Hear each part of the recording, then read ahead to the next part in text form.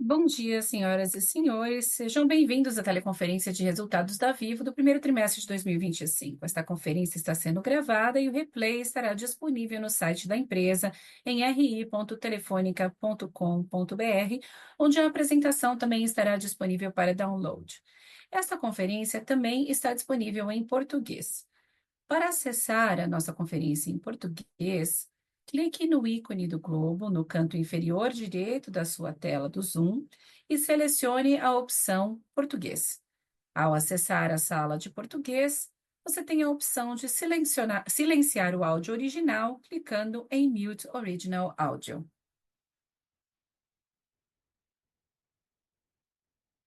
Gostaríamos de informar que todos os participantes estarão somente ouvindo a conferência durante a apresentação da empresa. Em seguida, daremos início à sessão de perguntas e respostas, quando mais informações serão fornecidas. Antes de prosseguir, gostaríamos de esclarecer que quaisquer declarações prospectivas que possam ser feitas durante esta teleconferência sobre perspectivas de negócios da empresa, projeções e metas operacionais e financeiras baseiam-se em crenças e premissas da diretoria da Vivo e informações atualmente disponíveis para a empresa. Essas declarações prospectivas podem envolver riscos e incertezas, pois referem-se a eventos futuros e, portanto, dependem de circunstâncias que podem ou não ocorrer. Os investidores devem estar cientes que fatores relacionados ao cenário macroeconômico, à indústria e outros fatores podem levar a resultados consideravelmente diferentes daqueles expressos nessas declarações prospectivas. Estão presentes nesta conferência o Sr. Christian Gebara, CEO da empresa, o Sr. Davi Melcom, CFO e diretor de Relações com Investidores, e o Sr. João Pedro Soares Carneiro, diretor de Relações com Investidores. Agora passo a palavra ao senhor João Pedro Soares Carneiro, diretor de Relações com Investidores da Vivo. O senhor Carneiro, pode começar a sua apresentação. Bom dia a todos, sejam bem-vindos à teleconferência de resultados do primeiro trimestre de 2025 da Vivo. Christian Gebara, nosso CEO, apresentará o desempenho da Vivo em conectividade e serviços digitais e destacará os principais pontos de ESG do período.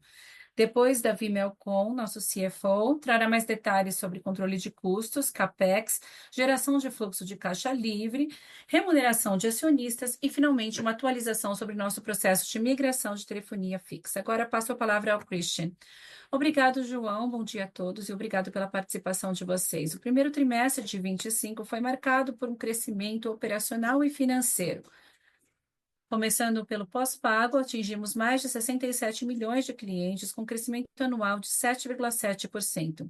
Em fibra, continuamos com um crescimento de 2 dígitos, aumentando nossa base de clientes em 12,9%.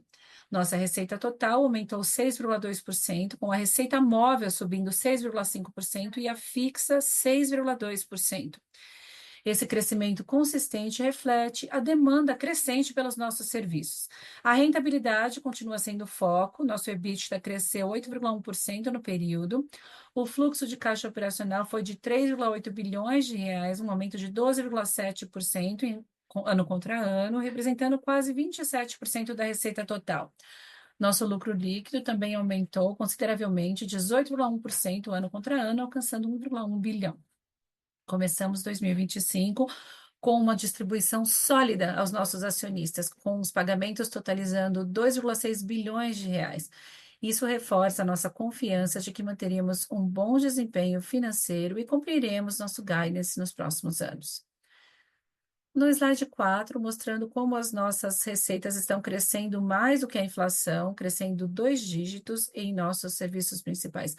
A receita total no primeiro trimestre de 2025 totalizou 14,4 bilhões, com a receita de imóvel sendo liderada por pós-pago e a receita fixa sendo liderada por fibra e serviços digitais B2B.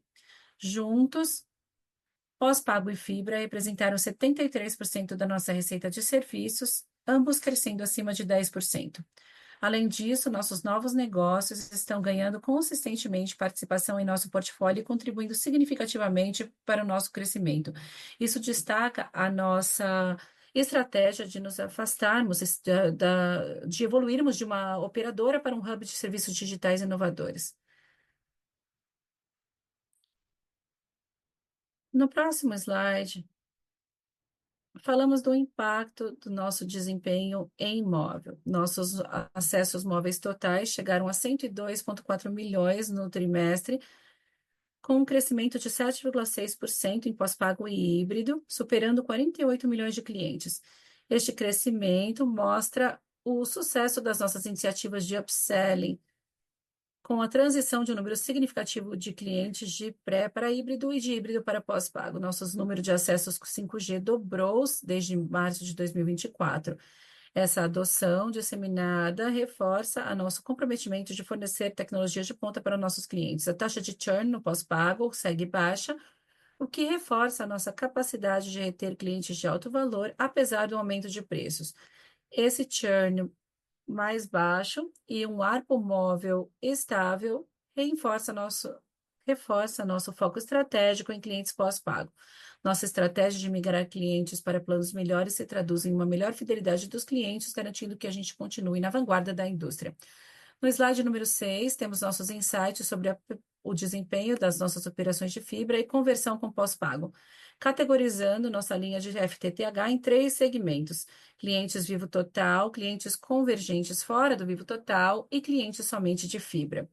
O Vivo Total está aumentando nossa participação na nossa base de clientes FTTH com um crescimento impressionante de 77,4% ano contra ano, e as outras duas categorias estão migrando para planos totalmente convergentes, promovendo tanto o nosso negócio de fibra quanto o móvel. A nossa base de usuários está muito maior na convergência do que clientes isolados. Temos também planos com plataformas de OTT líderes como Netflix, Globoplay e Disney, que acrescentam ainda mais valor aos nossos clientes. Em domicílios habilitados, já ultrapassamos 30 milhões de domicílios habilitados com fibra, e isso foi promovido pelas taxas mais baixas de churn que já vimos em nossa história e nosso compromisso de oferecer os melhores serviços no mercado. No próximo slide, detalhamos nossos novos negócios, B2C, e o impacto positivo no valor vitalício dos clientes. Os clientes pessoa física, 57,2 milhões de clientes pessoa física da Vivo geraram 43 bilhões em 12 meses, com um gasto médio mensal de R$ 63 por cliente. Nossos novos negócios mostraram um excelente desempenho em várias indústrias, com um aumento de 18,6% ano contra ano, alcançando 1,7 bilhão de reais, representando 3% da nossa receita total. Esse crescimento reforça nosso comprometimento de diversificar nossa oferta e atender às diversas necessidades dos nossos clientes. Também tivemos grande avanço no mercado em smartphones e outros dispositivos. Em março de 2025, a Vivo adquiriu a i2Go por até 18 milhões de reais, reforçando a nossa presença na área de acessórios junto com a OV. Essa estratégia faz parte da estratégia de aumentar o valor vitalício dos clientes e assegurar que os nossos clientes continuem se beneficiando da nossa proposta de valor abrangente e diferenciada. Passando agora para B2B, no slide 8, registramos crescimento de duplo dígito, que exemplifica que o nosso foco de ser um one-stop shop para empresas de todos os portes está valendo a pena. Com 12,3 bilhões de receita, a B2B já representa 22% da receita total. Este desempenho impressionante é liderado pelo segmento B2B, com um crescimento de 25,5% e que já representa 7,7% da receita total. O segmento de cloud teve um aumento significativo de 38% ano contra ano, e a Vivo continua priorizando a digitalização de seus clientes. O sucesso do Vivo Empresas destaca nosso posicionamento como um parceiro líder de tecnologia das empresas brasileiras, atendendo 1,8 milhão de clientes B2B, com mais de 5 mil representantes de vendas e um portfólio replicável que vai de móvel a conectividade fixa, soluções digitais e equipamentos. Agora vamos passar para os destaques de ESG do período. Conseguimos, conseguimos nos superar em sustentabilidade. Somos a empresa líder no índice Dow Jones Best in Class e a sexta entre as empresas de telecomunicações globais. Também estamos no índice de sustentabilidade empresarial da B3, destacando nossa liderança nas práticas de ESG entre as empresas brasileiras e fazemos parte da Climate A List, o que destaca nossa transparência e ambições na área climática. A plataforma Futuro Vivo mostra nosso comprometimento com a proteção ambiental, com foco especial na floresta tropical brasileira. Lançamos também uma campanha no Lollapalooza 2025, chamada Raízes Vivas, uma experiência imersiva sobre as culturas indígenas brasileiras e também conscientização ambiental. Nosso programa de trainee chegou a novos marcos, com 56% de candidatos negros sendo selecionados e 11% de pessoas com deficiência. A Vivo também foi reconhecida como número 1 no ranking de acessibilidade da Anatel pelos nossos esforços de suporte a clientes com deficiência. E gostaria que vocês olhassem no nosso website de relações de investidores. Nossos principais destaques de ESG estão no nosso website. Agora eu passo a palavra ao Davi para falar sobre o nosso desempenho financeiro. Obrigado. Muito obrigado, Christian. Bom dia a todos. Aqui nós apresentamos no slide 10 a evolução dos nossos custos. Começamos 2025 com um aumento de custos abaixo da inflação, o que reforça a nossa habilidade de maximizar as eficiências de custo. Nosso custo de serviços e mercadorias comercializadas aumentou 5,1%, com o custo de serviços com um aumento de 7,7% devido à maior demanda por serviços B2B, e o custo de mercadorias vendidas permaneceu quase estável. Estamos melhorando o perfil de margem dos produtos que vendemos. O custo das operações aumentou 5% ano contra ano, com a evolução de todas as principais linhas sob controle. Os gastos comerciais e com infraestrutura mostraram um nível de expansão normalizado no primeiro trimestre, conforme esperado. E o crescimento visto em pessoal e G&A teve uma redução de 3,6% nas provisões por inadimplência, graças a uma melhora no processo de cobrança. Outras receitas, a linha de outras receitas registrou uma despesa no trimestre, promovida principalmente pela redução nas vendas de cobre. Mas a venda de cobre e de imóveis vai ser retomada nos próximos trimestres, garantindo um suporte positivo a esta linha e os nossos resultados como um todo. Em termos gerais, a nossa capacidade de manter um custo abaixo da inflação levou a uma expansão da margem EBITDA de 7 pontos base. No slide número 11, detalhamos a nossa eficiência de CAPEX. No primeiro trimestre, vemos uma redução ano contra ano nos investimentos, com uma redução significativa no CAPEX sobre as vendas de 0,8 pontos percentuais. Também temos os resultados qualitativos na nossa alocação de investimentos, já que a maioria do nosso CAPEX móvel foi dedicado à expansão da nossa presença no 5G, que agora já cobre 62% da população brasileira em 519 cidades. Por outro lado, mais de 90% do nosso CAPEX de fibra se focou na conexão de domicílios, acelerando a monetização da nossa rede. Cerca de 76% dos nossos investimentos foram alocados especificamente ao crescimento dos nossos negócios, porque temos uma ampla gama de oportunidades para gerar valor aos nossos acionistas. Graças à eficiência de CAPEX, nosso fluxo de caixa operacional mostrou um crescimento impressionante, um aumento de 12,7% ano contra ano e 15,4% excluindo os efeitos de leasing. As margens também mostram uma tendência positiva, com um aumento considerável em ambas as métricas. Este foco consistente em eficiência e investimentos estratégicos nos posiciona muito bem para uma saúde financeira contínua e sucesso operacional. No slide número 10, nós temos o crescimento do nosso lucro líquido, endividamento e fluxo de caixa livre.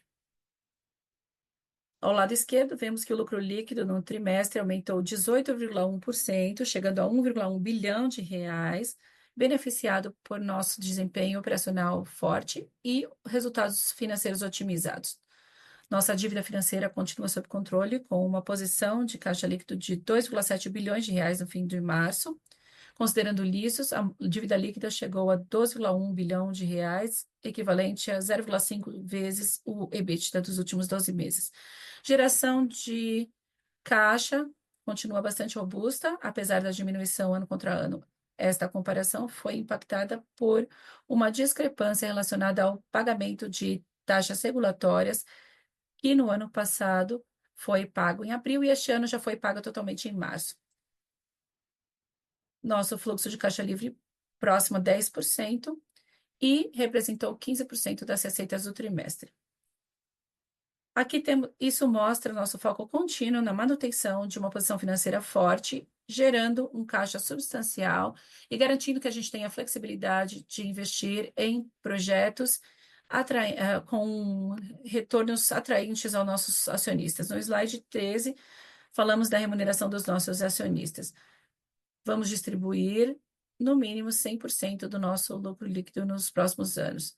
Até o fim de abril, já tínhamos distribuído 2,6 bilhões em juros sobre capital próprio e recompra de ações. Também fizemos o compromisso de distribuir mais 2 bilhões de reais, que vem da redução de capital aprovada em dezembro do ano passado, começando a remuneração em 2025 com 4,6 bilhões de reais até agora e planejamos mais para este ano. Também vamos nos focar em aumentar a liquidez do nosso estoque. Nosso estoque nossas ações são uma das mais líquidas do Brasil, tendo aumentado 17 posições no índice de negociabilidade da B3 desde março do ano passado. Isso garante uma facilidade de comercialização e uma forte presença no mercado.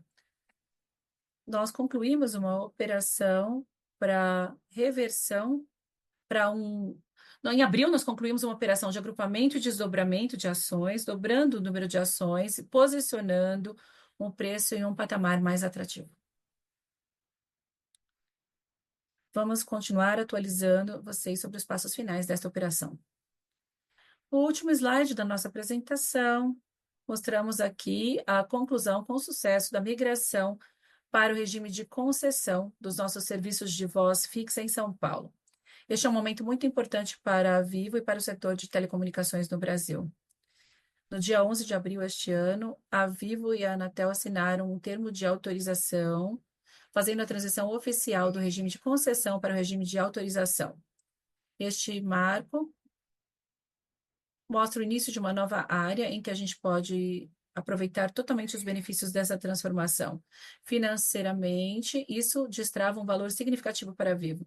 Prevemos cerca de 3 bilhões de reais com venda de cobre, com base nos preços de mercado atuais, líquidos com custos de extração, e estimamos capturar cerca de 1,5 bilhão de reais da venda de nossos ativos de imóveis e os custos de desmobilização. Também temos potencial de economias recorrentes relacionadas à redução dos custos de manutenção e despesas com a rede, principalmente devido à conclusão da desmobilização da nossa rede de cobre. Essas economias e benefícios serão realizados gradualmente, atingindo seu pleno potencial até o fim de 2028, posicionando a Vivo para crescimento sustentável e aumento da lucratividade. A próxima etapa da transição envolve a migração dos serviços fixos de voz baseados em cobre para tecnologias mais avançadas, e esse processo já está em andamento. Resumindo, essa conquista é uma evidência do nosso compromisso com inovação e excelência, o que vai garantir que continuemos oferecendo serviços de alta qualidade aos nossos clientes em todo o Brasil. Obrigado, e agora podemos abrir para perguntas. Vamos começar a sessão de perguntas e respostas para investidores e analistas. Para fazer sua pergunta, pressione o botão Reações e depois clique em Levantar a mão. Se a qualquer momento a sua pergunta for respondida, você pode sair da fila clicando novamente no botão Abaixar a mão. A primeira pergunta é de Bernardo Guttmann, XP. Olá, bom dia a todos. Bom dia por responderem a minha pergunta. Minha primeira pergunta é sobre a sustentabilidade das margens. Vocês tiveram um aumento sólido na margem este trimestre. Quais são as principais alavancas de eficiência que vocês estão trabalhando para sustentar ou até expandir as suas margens? E a minha segunda pergunta é sobre pré-pago. Nós vimos uma queda significativa neste trimestre e seria bom entender quanto dessa queda foi devido à migração ou volumes mais baixos de recarga? Quais são os principais motivos que justificam essa performance ou esse desempenho mais fraco neste trimestre? Olá, Bernardo. Vou começar com a pergunta sobre pré-pago. Sim, o principal motivo é a migração de planos pré-pagos para híbrido. Como você pode ver, nós trabalhamos nisso de forma agressiva e reduzimos a base de clientes pré-pagos. E sempre tem um impacto negativo no ARPU, porque geralmente migramos os clientes para que têm um poder maior de compra para planos pós-pagos. Portanto, no fim, isso impacta a receita de pré-pago. Mas se você olhar os números combinados, a evolução é muito positiva. E se você olhar quanto o pós-pago já representa dos 9,2 bilhões de reais neste trimestre em serviços móveis, já temos quase 8 bilhões em receita de pós-pago. Então, essa é a tendência vai ser continuar migrando. Acho que estamos tendo muito sucesso nessa migração, e esse é o principal motivo para explicar a evolução das receitas de pré-pago. E o EBITDA, tivemos um ótimo trimestre, como você mesmo descreveu, um aumento de 8,1% no número absoluto do nosso EBITDA, chegando a 5,7 bilhões. E aqui, é claro, tem o desempenho positivo da nossa receita. Estamos conseguindo capturar esse crescimento de receita e reduzir os custos. Eu acho que aqui o principal motivo é a digitalização, tanto no atendimento ao cliente e tarefas de back-office. Estamos incorporando muita tecnologia, inteligência artificial, por exemplo, faz parte disso. E também estamos trabalhando muito bem usando o nosso aplicativo. Acabamos de alcançar 27 milhões de usuários no aplicativo da Vivo, e isso está promovendo não só uma melhora no atendimento ao cliente, mas também vendas. Tem uma maioria das migrações estão sendo feitas pelo aplicativo. Também aumentamos a venda de fibra e, como descrevemos, também tem vários serviços OTTs que nós vendemos, e a maioria deles também são vendidos pelo aplicativo. Portanto, a digitalização, nós ainda temos espaço para aumentar ainda mais, ainda há muito a ser capturado no nosso trabalho para reduzir os custos de digitalização, e as receitas continuam crescendo. Então, se você olhar, também você perguntou sobre o EBITDA, mas mesmo no fluxo de caixa operacional foi positivo, porque os novos negócios, que representam mais de 10%, estão crescendo. Ah, e E estamos no caminho certo, seguindo a estratégia correta para continuar aumentando acima da inflação. Muito claro. Obrigado, Christian. Obrigada. A próxima pergunta é de Marcelo Santos, JP Morgan. Olá, bom dia, Christian, Davi, João. Obrigado por responder as minhas perguntas. A primeira pergunta, se pudessem nos fornecer mais informações sobre o aumento no backbook price comparado com o ano passado, em termos de tempo, magnitude e porcentagem da base de clientes afetada. Então, gostaria de saber mais sobre os aumentos de preço. E a segunda pergunta, eu gostaria de saber qual é a posição atual de vocês para M&A. Estão me ouvindo? Sim, estamos ouvindo. Então, a segunda pergunta é sobre M&A. Sei que vocês estão sendo muito ativos em compras menores, serviços digitais. Vocês têm algo em vista na área de banda larga também? Obrigado. Marcelo, você perguntou sobre o backbook. Então, só para lembrar a todos, no frontbook nós fizemos ajustes em fevereiro de 2025, cerca de 7,7% no pós-pago, no híbrido, e 6,7% no vivo total. Então, esse foi o frontbook. Agora, em pós-pago híbrido, nós começamos o ajuste de preço no backbook em parte da base de clientes existente em abril. Então, fizemos cerca de 78% da base de clientes de pós-pago, 5,7% foi o aumento. Então, 78% do pós-pago puro, 5,7% em abril. Então, não vemos este número ainda em março, no primeiro trimestre. E em híbridos, 67% da base de clientes, um aumento de 7,2%. Em fibra, fizemos em janeiro, nós aplicamos um ajuste médio de 4,5% até para 14% da nossa base de clientes e vamos fazer mais em junho. Em Vivo Total, 2,9% de 100% dos nossos clientes no primeiro trimestre de 2025. Então, comparado ao que fizemos no ano passado, a porcentagem é menor, porque o incremento que tivemos foi um pouco maior, então foi isso que fizemos. Então, uma parte ainda não foi capturada nesses resultados, porque ocorreu em abril, a maioria do pós-pago híbrido, e uma parte desse aumento também virá em agosto para pós-pago híbrido, que nós não fizemos em abril, e também em junho para fibra, que nós não fizemos em janeiro. Então, esse é o resumo. Sobre M&As, posso responder a segunda, Marcelo? Sim, sim. Sim, respondeu muito bem minha primeira pergunta, obrigada. Sim, estamos olhando para as duas coisas. Pequenas aquisições em serviços digitais, como você descreveu, nós compramos a IPNet, que foi a de nuvem para B2B, compramos a i2Go para acessórios de smartphones e outros dispositivos, e sim, estamos sempre buscando oportunidades de consolidação no mercado de fibra.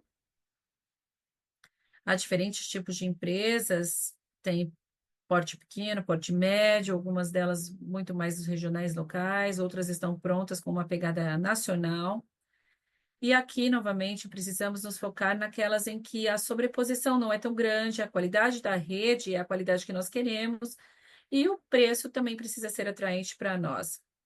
Então, em domicílios habilitados, o CAPEX geral 158 a R$ 200, para conectar 800. Então, nós olhamos mais para o CAPEX de conexão de clientes, estamos fazendo isso de uma forma muito eficiente, estamos expandindo nossa pegada no último trimestre para mais de 500 mil domicílios habilitados e adições líquidas de 11,5 mil clientes, continuamos a ser o primeiro em adições líquidas e reduzindo o churn.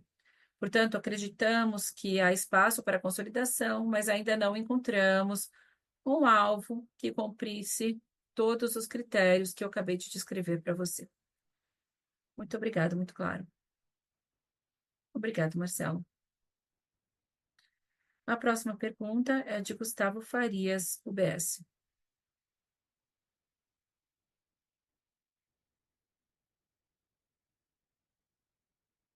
Bom dia a todos. Obrigada por responderem as minhas perguntas. Eu tenho duas. A primeira é sobre a migração de concessão. Ainda não vimos no primeiro trimestre isso acontecer, mas considerando a migração em andamento, vocês estão prevendo uma pressão nas margens ou CAPEX no curto prazo como consequência?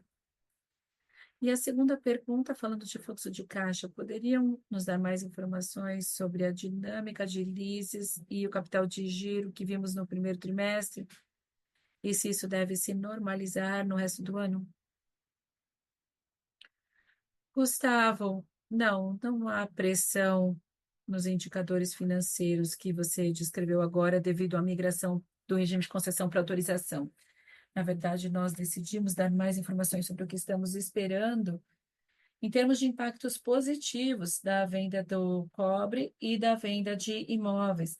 Estimamos com base na quantidade de cobre que nós temos, na qualidade de cobre que nós extraímos, e é por isso que demos um valor de 3 bilhões de reais, começando este ano,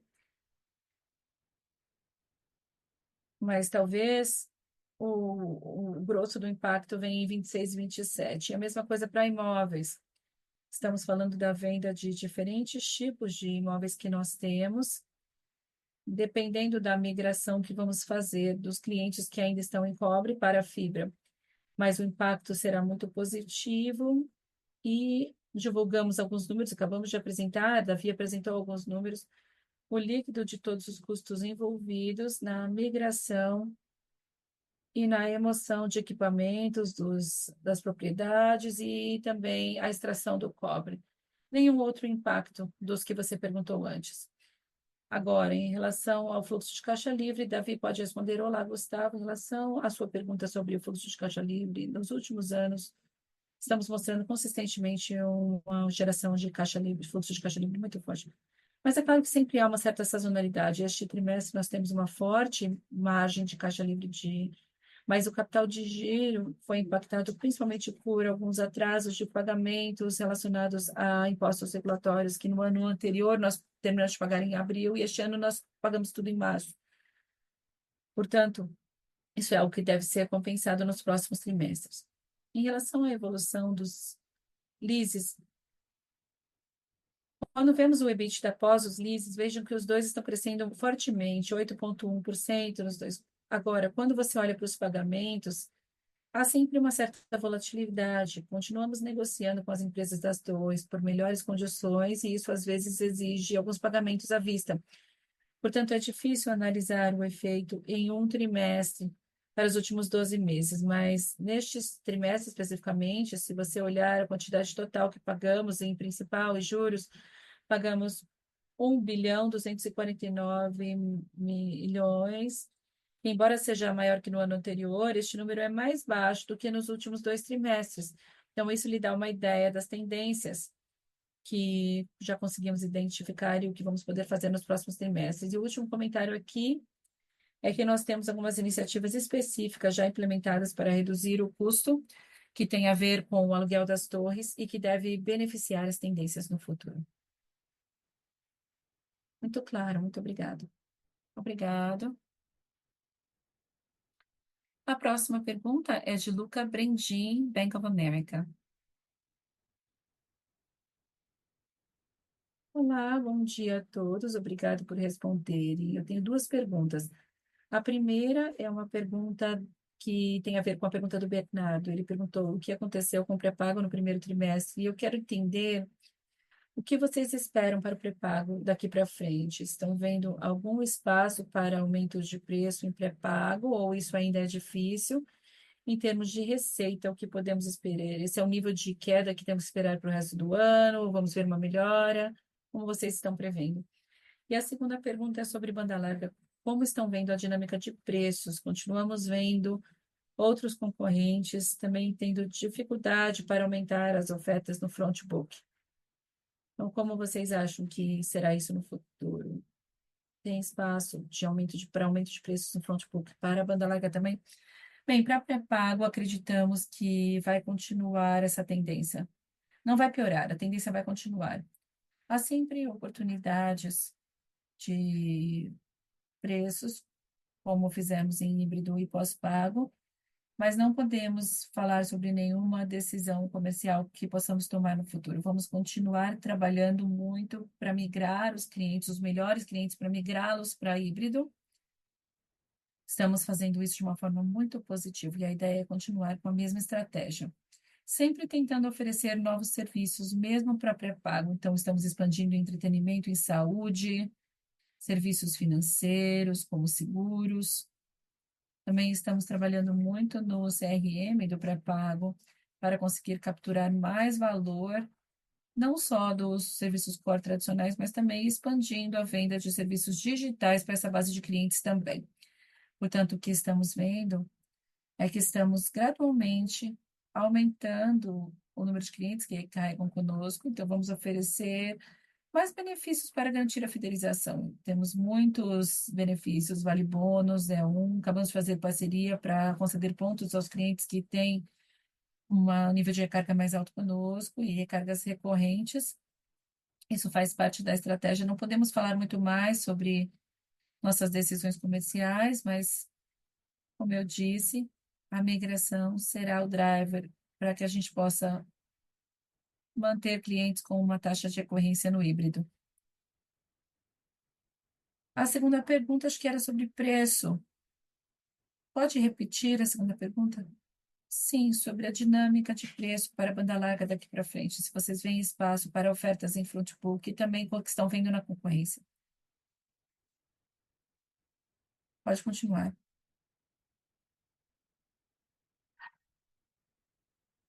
Desculpe, Luca, não ouvimos. Pode continuar. É sobre a dinâmica do preço em banda larga para vocês e para a concorrência. Eu acho que temos uma estratégia um pouco diferente dos nossos concorrentes. Como eu disse, em janeiro deste ano, ajustamos 4,5%, 14% da nossa base de clientes e vamos a fazer o segundo aumento em junho. Mas 87% das vendas que temos nas nossas lojas, que são uma parte importante das vendas de fibra, estamos fazendo no Vivo Total. Portanto, estamos com uma dinâmica diferente no mercado. Estamos muito focados na convergência e estamos fazendo o upselling com altas velocidades. Estamos lançando, por exemplo, de 600 fomos para 700. Em algumas áreas estamos oferecendo também 1 giga como velocidade. Também expandimos em Wi-Fi, com mais dispositivos, Wi-Fi 6 também, é uma diferenciação, um diferencial da nossa oferta. Portanto, é difícil responder em uma linha qual será a nossa estratégia, uma estratégia muito segmentada, impulsionada pela melhor experiência no nosso Wi-Fi e pela convergência. Portanto, estamos muito otimistas que vamos alcançar os nossos objetivos nesse sentido. Por isso que a nossa receita em fibra já está representando quase 2 bilhões das receitas do trimestre e com um aumento de mais de 10%. É o mesmo crescimento que temos também em pós-pago. Portanto, a combinação dos dois é o que está aumentando a nossa receita e continuamos com essa estratégia segmentada e bastante precisa de aumento de preço, sempre beneficiando os clientes que contratam mais serviços com a Vivo. Muito claro, obrigada. Obrigada. E sobre o front book, também o aumento de preço, é importante destacar isso. A próxima pergunta é de Vitor Tomita, Goldman Sachs. Olá, bom dia. Obrigada por responderem minha pergunta. Temos duas. A primeira, sobre a migração, agora que vocês estão começando a migrar os clientes de concessão para tecnologias mais novas, para que eles migrem antes do desmonte da rede. Isso está sendo bem recebido pelos clientes? Quantos estão dispostos a migrar e qual é a velocidade que vocês estão esperando dessa migração? E a segunda pergunta é sobre a questão da fibra. Além dos preços pontuais,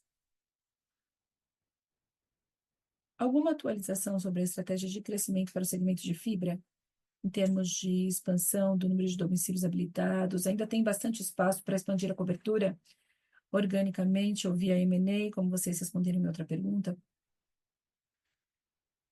Vitor, tem sido muito bem sucedido. Estamos fazendo o piloto de várias migrações com muito sucesso. Como eu disse antes, temos 1,2 milhões de clientes em cobre,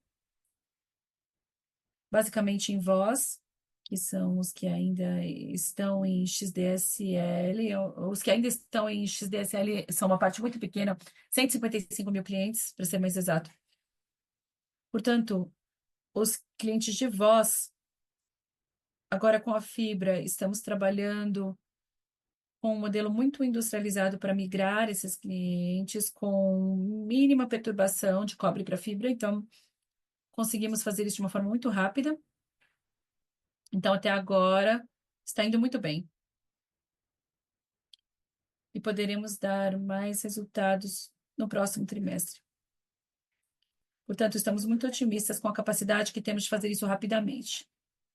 É por isso que estamos colocando como destaque o impacto em 2026 e 2027, por causa da nossa capacidade de migrar os clientes, liberar o cobre e as propriedades, os imóveis que nós usávamos para prestar esses serviços.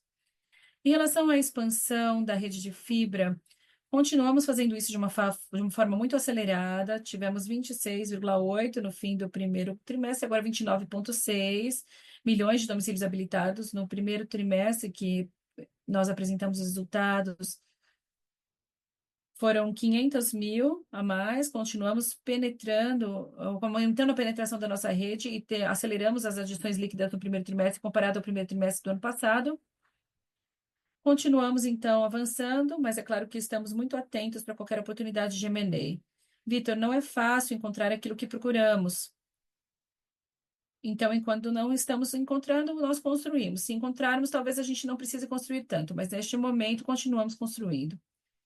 Mas eu acho que há oportunidades, estamos avaliando essas oportunidades com muito foco, mas elas têm que atender a todos os critérios que nós estabelecemos. Sobreposição, qualidade técnica da rede e também do CPE, porque se eu precisaria substituir os CPEs, e também o preço correto. Muito claro, obrigado. A próxima pergunta é de Fanica Nomuri, HSBC.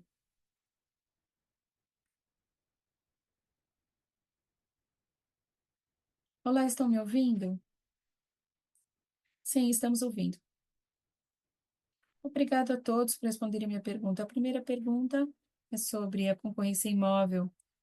Estão vendo algum tipo de aumento de concorrência de operadoras regionais, pelo menos no nível regional? E a minha segunda pergunta é sobre o uso de caixa da venda do cobre. Quais são os planos que vocês têm para o uso desse caixa? Obrigada. Fanny, imóvel, a concorrência é sempre muito grande, mas como nós dissemos, estamos crescendo de forma muito positiva nas adições de clientes pós-pagos, no número de acessos de 5G, também publicamos os números muito bons, mostrando que estamos aumentando. Então, por exemplo, acesso pós-pago comparado com os outros anos, tivemos um aumento de 7,6% em M2M e 8%. Tivemos uma redução em pré-pago devido à migração. O ARPU também está aumentando, 3,5%, e o churn de pós-pago está no nível de 1%. E a nossa capacidade de migrar os clientes de pré-pago a híbrido para pós-pago continua muito positiva e muito acelerada. O que migramos um ano atrás teve um aumento de 18,3% este ano. Portanto, sim, a concorrência é grande, mas nós temos a estratégia correta, muito bem segmentada, com todo um portfólio que pode oferecer aos clientes opções não só baseadas em imóvel, mas com fixo, digital e com toda a qualidade e experiência que promovemos aos nossos clientes em todos os pontos de interação que temos. É isso que temos, e é claro que também temos os MVNOs que virão no futuro, mas eu acho que a Vivo consegue se diferenciar pela qualidade superior e a percepção do valor que nós oferecemos. Então, essa é a minha resposta sobre imóvel. A segunda pergunta era sobre. Sim, o que eu posso te dizer, Fanny, é que vamos continuar remunerando os nossos acionistas no mínimo 100% do lucro líquido. No ano passado, ficamos acima de 105%. Este ano, nós vamos continuar com o guidance de no mínimo 100%. O lucro líquido já aumentou 18%. Fizemos muitos pagamentos de juros este ano. E também, com a compra de ações, já anunciamos também juros sobre capital próprio para o ano que vem. Somente este ano, em 2025, nós já pagamos 2,5 milhões de reais aos acionistas, 2,2 em capital de 2024, que pagamos em abril. Temos 326 em compra de ações, e em julho vamos pagar 2 milhões da redução de capital. Já declaramos 500 milhões de reais que vamos pagar antes de abril de 2026.